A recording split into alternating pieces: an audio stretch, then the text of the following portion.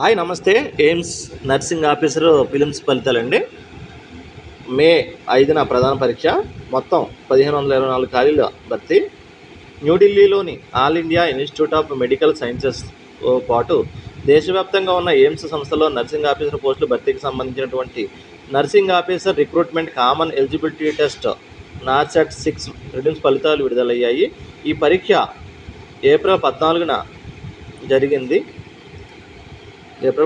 జరిగిన విషయం తెలిసిందే. ఈ పరీక్ష ప్రాథమిక పరీక్షలో ఉత్తీర్ణులైన అభ్యర్థులకు మే 5న ప్రధాన పరీక్ష జరగనుంది. అనంతరం డాక్యుమెంట్ వెరిఫికేషన్, మెడికల్ ఎగ్జామినేషన్ ఆధారంగా తుది ఎంపిక ఉంటుంది. ఎంపికైన అభ్యర్థులు 9,300 నుంచి 34,800 జీతంతో పాటు 4,600 గేట్ పే అందుతుంది. NACET-6 ద్వారా మొత్తం 1524 ఖాళీలు భర్తీ కానున్నాయని చెప్పేసి మరి మనకైతే దీనికి సంబంధించినటువంటి వివరాలు ఈ విధంగా ఉన్నాయన్నమాట. Thank you.